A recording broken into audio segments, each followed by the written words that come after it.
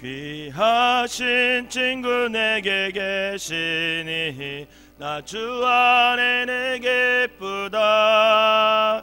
그 피가 내 죄 씻으셨으니 나 주 안에는 기쁘다. 나 주 안에는 기쁘다. 나 주 안에는 기쁘다. 주 나와는 동행하시니 나 주 안에는 기쁘다. 주 내 짐 대신 지시었으니 나 주 안에는 기쁘다. 그 생명 버려 나를 구하니 나 주 안에는 기쁘다. 나 주 안에는 기쁘다. 나 주 안에는 기쁘다. 주 나와는 동행하시니 나 주 안에는 기쁘다. 주 은총 매일 내게 더하니 나 주 안에는 기쁘다. 그 악한 죄악에서 지키니 나 주 안에는 기쁘다. 나 주 안에는 기쁘다. 나 주 안에는 기쁘다. 주 나와는 동행하시니 나 주 안에는 기쁘. 주 은총 내일 대하니 주 은총 매일 내게 더하니 나 주 안에는 기쁘다. 그 악한 죄악에서 지키니 나 주 안에는 기쁘다. 나 주 안에는 기쁘다. 나 주 안에는 기쁘다. 주 나와는 동행하시니 나 주 안에는 기쁘다. 아멘. 사도신경으로 신앙 고백드리도록 하겠습니다. 전능하사 천지를 만드신 하나님 아버지를 내가 믿사오며 그 외아들 우리 주 예수 그리스도를 믿사오니 이는 성령으로 잉태하사 동정녀 마리아에게 나시고 본디오 빌라도에게 고난을 받으사 십자가에 못 박혀 죽으시고 장사한 지 사흘 만에 죽은 자 가운데서 다시 살아나시며 하늘에 오르사 전능하신 하나님 우편에 앉아 계시다가 저리로서 산 자와 죽은 자를 심판하러 오시리라. 성령을 믿사오며 거룩한 공예와 성도가 서로 교통하는 것과 죄를 사하여 주시는 것과 몸이 다시 사는 것과 영원히 사는 것을 믿사옵나이다. 아멘. 오늘 함께 보실 말씀은 전도서 8장 말씀입니다.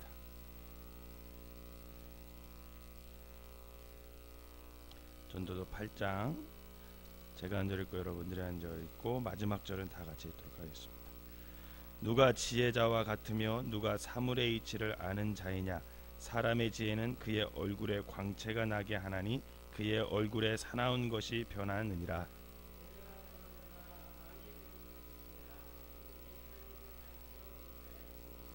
왕 앞에서 물러가기를 급하게 하지 말며 악한 것을 입삼지 말라. 왕은 자기가 하고자 하는 것을 다 행함이니라.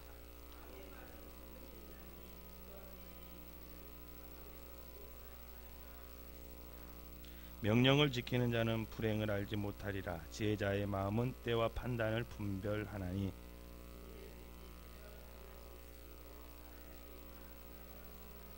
사람이 장래일을 알지 못하나니 장래일을 가르칠 자가 누가 있으랴.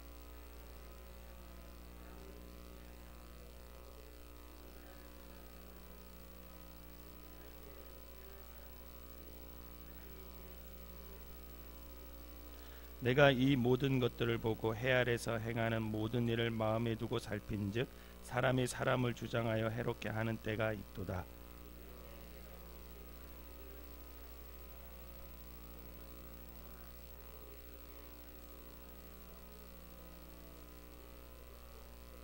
악한 일에 관한 징벌이 속히 실행되지 아니하므로 인생들이 악을 행하는 데에 마음이 담대하도다.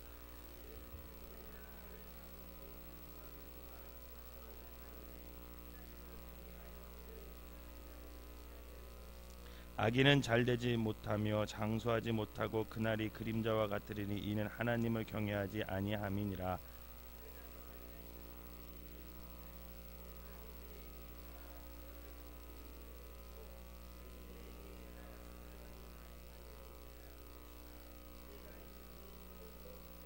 이에 내가 희락을 찬양하노니 이는 사람이 먹고 마시고 즐거워하는 것보다 더 나은 것이 해 아래에게는 없음이라. 하나님이 사람을 해 아래에서 살게 하신 날 동안 수고하는 일 중에 그러한 일이 그와 함께 있을 것이니라.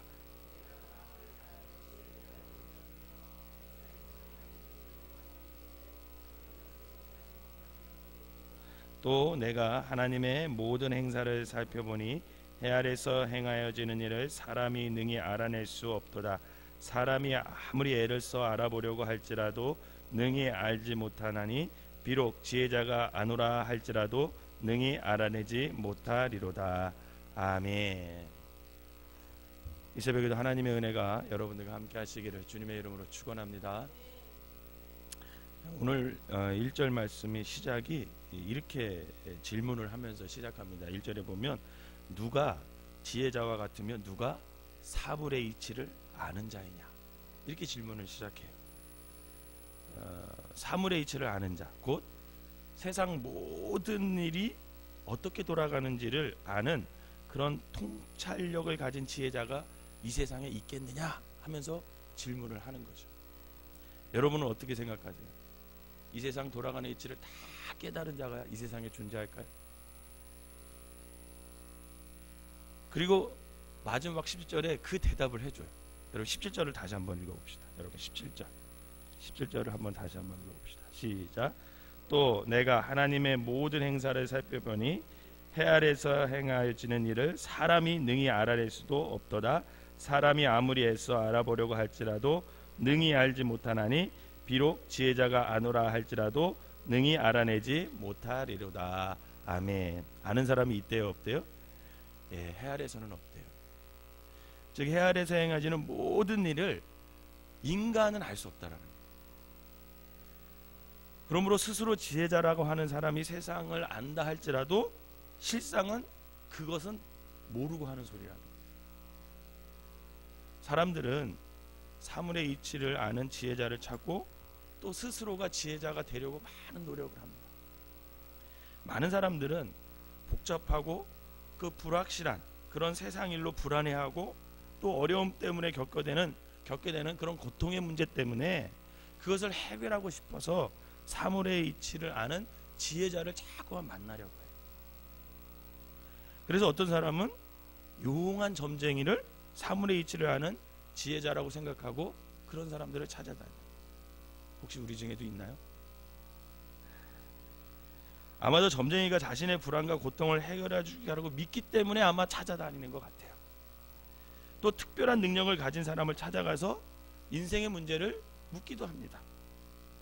또한 종교인들 중에는 기도를 열심히 하면 불안한 마음이 해소되고 고통의 문제가 해결된다고 생각하는 분들도 있습니다. 그런데 기도를 했음에도 여전히 불안해하고 여전히 문제가 해결되지 않으면 마음속에 드는 생각이 무슨 생각이 드냐면 내가 정성이 부족한 거 아닌가? 아니면 기도가 부족해서 그런 거 아닌가? 이런 생각을 하게 되죠. 그러나 사실은 정성이 부족해서도 아니고 사실 기도가 부족해서도 그런 것이 아닙니다. 여러분 한번 가만히 여러분들 생각해 보세요. 어떤 문제가 생겼을 때 그렇게 간절하게 기도하는 적이 있어요, 없어요? 내 문제에 다들 간절하게 기도해요. 어떤 작은 문제라도 그것이 내 문제에 걸리잖아요. 그러면 모든 사람들은요 다 간절하게 기도합니다. 다 정성껏 기도해. 다른 사람이 기도해준다 하지만 자신보다 정성껏 자신보다 간절히 기도하는 사람은 없어요. 그렇지 않겠습니까? 그런데 그 모든 문제, 그 불안, 그 고통이 해결되지 않아요. 그러면 과연 내 기도가 부족해서 그런 거예요?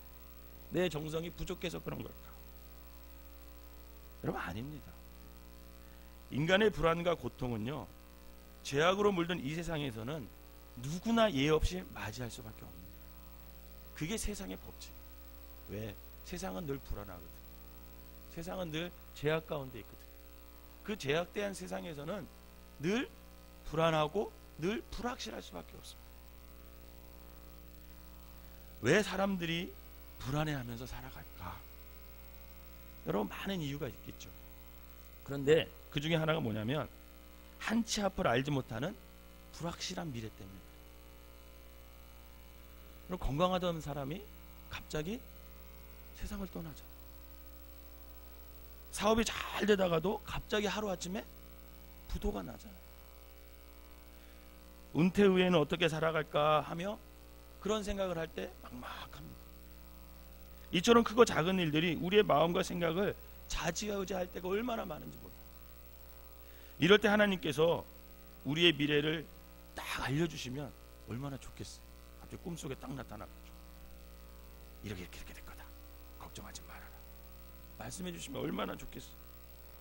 그럼 불안해할 필요도 없을 텐데. 그런데 우리의 생각과는 다르게 성경은 이렇게 얘기해요. 여러분 7절을 한번 읽어볼까요? 오늘 본문 7절 시작. 사람이 장래일을 알지 못하나니 장래일을 가르칠 자가 누가 있으랴. 그럼 인간의 장래일을 알 수가 있다 없다? 없다라. 믿음의 조상 아브라함도 하나님의 부르심을 받았을 때에 갈 바를 알지 못하고 약속의 땅을 향했습니다. 알고 간 게 아니에요. 전 대단하다고 봅니다. 아브라함 그냥 가래니까 가는 거예요. 대단한 믿음이죠. 그러므로 인간은 자신의 장래일을 알려고 하지 말아야 돼요. 사실은. 왜? 아무리 노력해도 알 수 없기 때문에. 노력해서 알 수 있다면 노력해야죠. 근데 노력해도 알 수 없는 거는 노력할 필요가 없어요. 그런데 우리 주위에는 이래라 저래라 인간의 장래일을 말하는 사람들이 있습니다. 또 그런 사람들이 있다면 길을 쓰고 찾아가서 만나는 사람들이 있어요. 그게 문제죠, 사실은. 그런데 기억해야 할 것은 만일 인간의 장래를 말해줄 수 있는 사람이 있다면 여러분 그것은 비성경적이다. 왜냐하면 성경은 오늘 분명히 말하기를 인간의 장래를 말해줄 수 있는 사람이 없다 말했기 때문에. 그러나 모든 것이 불확실하지만 여러분 딱 한 가지 확실한 건 있어요. 딱 한 가지 확실한. 여러분 그게 뭘까요? 사람들은 다 죽는다. 안 죽을 사람 있습니까? 다 죽어요. 그거는 확실해. 인간의 장래에는 아무도 알 수 없지만 죽는다는 사실만큼은 분명합니다. 때의 문제지 모든 사람은 다 죽어요.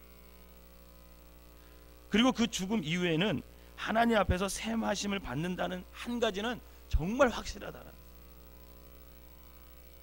그러므로 우리는 불확실한 것을 알려기 하기보다는 분명한 사실, 즉 나는 죽을 수밖에 없는 존재구나, 그것을 알고 살아가는 것이 중요해요. 왜? 그래야 하나님을 의지할 수 있어요. 작년 연초부터 한 4월부터 캄보디아를 생각하면서 기도를 많이 했습니다. 제가 우리가 캄보디아에 땅을 기증받고 또 땅을 사고 한 12,000평 되는 데에서 학교를 지려는 비전을 가지고 목사님이 기도하는 가운데 거기 가서 이제 일을 하고 담당할 사람을 찾아야 되는데 그럴 사람이 없다라는 말을 듣고 제 마음속에 그냥 그게 딱 꽂혔어요. 그 말이 목사님 말씀. 그래서 그때부터 사실 기도했어요. 하나님, 제가 가면 안 될까요? 기도를 많이 했습니다. 근데 섣불리 결정이 안 되더라고요. 그러다가 올해 이제 청년들을 데리고 캄보디아를 가고 이러면서 어떤 하나님의 사인을 주셨어요. 그래서 그래 가자. 가족과 함께 다 가서 한 10년 동안은 하나님 앞에 다시 새롭게 헌신을 해보자. 그런 마음을 주셨습니다. 하나님. 그래서 목사님한테 말씀드리고 이제 올 한 11월 정도 되면 저와 우리 한 사람과 가족은 캄보디아로 가게 됩니다. 그런데 여러분, 제가 하나님의 음성을 들었거든요. 사인을 받았어요. 그런데 들었으면, 하나님이 가라 그랬으면 제 마음이 어때야 돼요? 즐겁고 기뻐야죠. 그런데 마냥 즐겁고 기쁠까요? 아니에요. 사실은 결정을 딱 하고 모든 것을 준비를 하고 있는데 두렵고 떨리는 마음이 생겨요. 여러분, 여호수아가 모세를 이어서 가나안 땅으로 들어가죠. 그런데 가나안 땅으로 들어갈 때 하나님께서 첫 번째로 해준 말씀이 뭔지 아세요? 그렇죠. 너 강하고 담대하라. 그 말은 무슨 소리예요? 역으로 말하면 지금 여호수아가 두렵고 떨리고 무서웠다라는 거죠. 그걸 하나님이 아셨어요. 그래서 너 강하고 담대하라 이렇게 말씀해 주시는 거예요. 사인을 받았는데도 두렵더라고요. 막상 가려고 하니까. 애들 교육 문제도 걸리고, 그 무더운 나라에서 어떻게 살까? 한 달 생활비는 우리나라보다 더 든다는데 뭐 이런 고민들이 많아요. 그러면서 또 기도하게 되는 거죠. 하나님 앞에 계속 기도합니다. 그러면 이상하게 하나님께서 주시는 마음이 있어요. 그게 뭐냐면 죽기밖에 더 하겠어. 죽기밖에 더 하겠어. 그러면 제 마음속에 담대한 마음이 생겨요. 담대한 마음이 생겨요. 미래 일을 하려고 하지 말고, 여러분, 오늘 하루 하나님께서 주신 이 하루를 죽을 각오로 하고 하나님의 뜻 안에서 살아가시기를 주님의 이름으로 부탁을 드립니다. 그게 바로 그리스도인들이 살아가는 모습. 여러분, 오늘은요, 어제 죽은 사람이 살지 못한 정말 귀한 날이에요. 가치 있는 날이죠.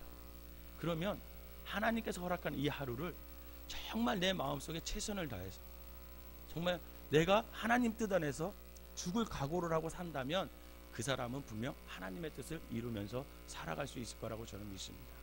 여러분들의 마음에 그런 마음이 있으면 좋겠다라는 마음이 듭니다. 그러면서 전도자는 세상에서 일어난 일들 중에 이해하기 힘든 것이 하나 있는데, 그게 뭐냐면 악인과 의인의 행위에 대한 결과가 불공평하다, 그걸 얘기를 해요. 여러분 14절 한번 읽어보겠습니다. 14절 시작. 세상에서 행하여지는 헛된 일이 있나니 곧 악인들의 행위에 따라 벌을 받는 의인들도 있고 의인들의 행위에 따라 상을 받는 악인들도 있다는 것이라. 내가 이르노니 이것도 헛되도다. 아멘. 여러분, 우리가 생각할 때는 의인이 잘 돼야 돼요, 악인이 잘 돼야 돼요? 의인이 잘 돼야 돼요. 그죠? 의인이 잘 돼야 되고 악인은 당연히 벌을 받아야 돼요. 그게 우리의 생각이에요. 만약에 정의 하나님이 세상을 통치하신다면 권선징악이 세상의 통치 원리가 돼야 됩니다. 그런데 세상은 우리가 기대하는 것과는 달리 의인이 벌을 받고 악인이 상을 받는 일들이 비일비재해요. 그래서 정말 이해할 수도 없고 알 수 없는 게 인생이다 라고 말하는 거예요. 전도자는 이런 세상을 살아가면서 다음과 같이 결론을 내리게 됩니다. 15절을 한번 읽어보도록 하겠습니다. 시작. 이에 내가 희락을 찬양하노니 이는 사람이 먹고 마시고 즐거워하는 것보다 더 나은 것이 해 아래에는 없음이라. 하나님이 사람을 이 아래에서 살게 하신 날 동안 수고하는 일 중에 그러한 일이 그와 함께 있을 것이니라. 아멘. 그러면 하나님이 창조하신 세상을 살아가는 인생을 할 수 있는 일은 하루하루 하나님께서 주신 음식을 먹고 마시고 즐거워하는 것이다, 이렇게 얘기하고 있어요. 그런데 여러분, 이 말이 그렇게 성경적이지 않은 것 같잖아요. 어떻게 먹고 마시고 즐거워하는 것이 성경적인 가르침이라고 말할까, 이렇게 반문할 수도 있어요. 특별히 성경은요, 노아의 시대와 소돔과 고모라 시대를 먹고 마시고 장가들고 시집가고 장사하고 집을 짓다가 망했다, 이렇게 얘기하고 있어요. 그런데 먼저 기억할 것은 먹고 마시고 즐기는 것은 그 자체가 죄가 아니에요. 다만 먹고 마시고 즐기는 것 때문에 하나님을 잊으면 그제서야 죄가 되는 거죠. 여러분, 먹는 게 어디로부터 와요? 하늘로부터 오잖아요. 그러면 하나님께서 주신 거잖아요. 그럼 먹는 게 죄예요? 아니에요.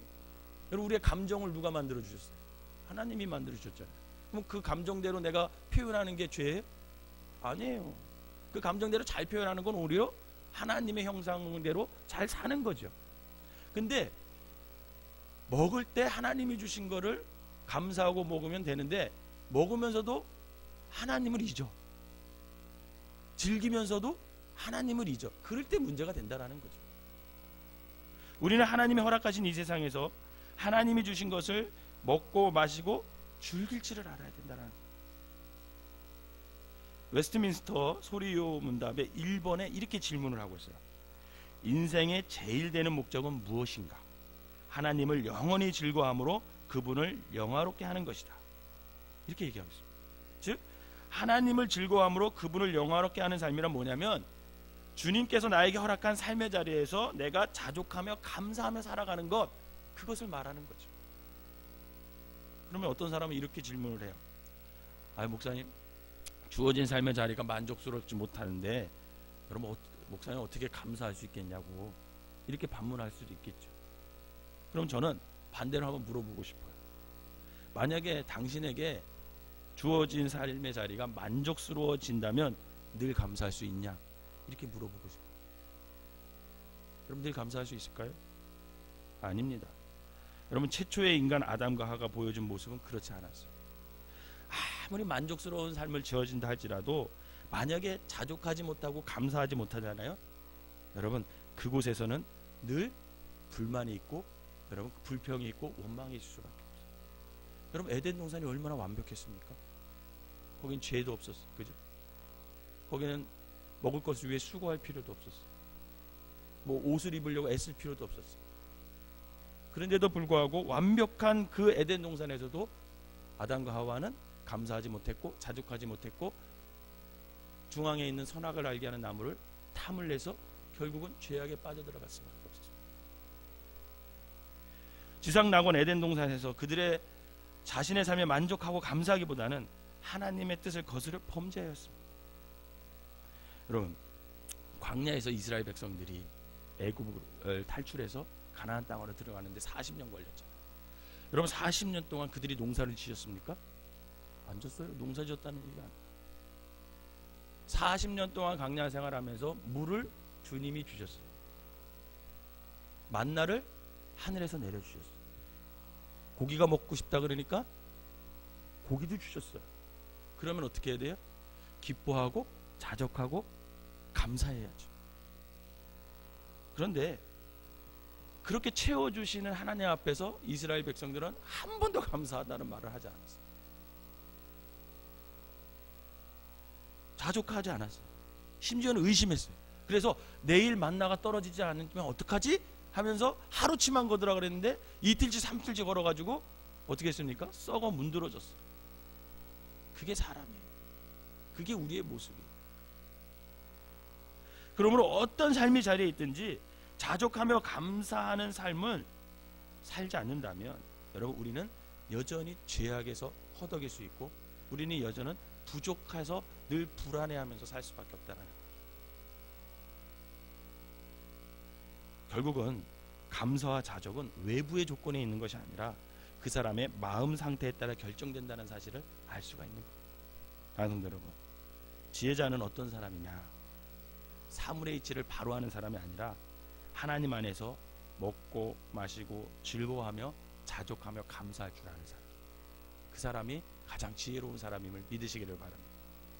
그럴 때 만족스럽지 못한 내 삶의 환경이 여전히 바뀌지 않을지라도 우리는 언제나 행복하며 감사할 수 있다라는 거죠. 바라기는 하루하루의 삶을 주님 안에서 주님 뜻을 이루면서 정말 치열하게 가치 있게 의미 있게 그리고 즐겁게 감사하며 살아가는 저와 여러분들이 되시기를 주님의 이름으로 축원합니다. 기도하겠습니다. 사랑과 은혜가 충만하신 하나님, 우리의 현실은 어쩌면 우리가 기대하는 것과는 너무나 다릅니다. 그래서 실망스럽고 낙심될 때가 너무나 많이 있습니다. 그렇다고 해서 사물의 이치를 안다 말하는 사람의 말에 현혹되지 않게 하여 주시옵소서. 의인의 벌을 받고 악인이 상을 받는 현실이라고 해서 상을 받기 위해서 악을 행하지 않도록 우리의 중심을 지켜 주시옵소서. 오히려 벌을 받는 의인의 길을 묵묵히 걸어갈 수 있도록 용기와 믿음을 더하여 주시옵소서. 오늘 하루도 살아갈 때 이 하루는 어제 살지 못한 사람의 하루라는 것을 기억하여서 내가 주님 안에서 주님 뜻 안에서 아버지 하나님 치열하게 의미 있게 가치 있게 주님의 뜻에 맞는 삶을 살아낼 수 있는 믿음의 사람들이 되게 하여 주시고, 내 환경이 어떤 처지에 있더라도 오늘을 살게 하신, 오늘에 우리에게 숨을 허락하신, 또 먹을 것을 허락하신 그 하나님께 늘 감사하며 자족하며 살아갈 수 있는 믿음의 사람이 되게 하여 주시옵소서. 그리하여 우리의 삶 자체가 하나님 앞에 아버지 온전히 영광이 되게 하여 주시고, 우리의 삶 자체로 주님의 뜻을 이루는 귀한 성도들 되게 하여 주시옵소서.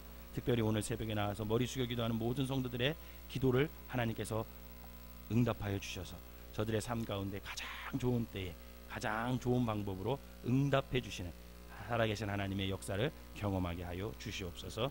예수님의 이름으로 기도하옵나이다. 아멘.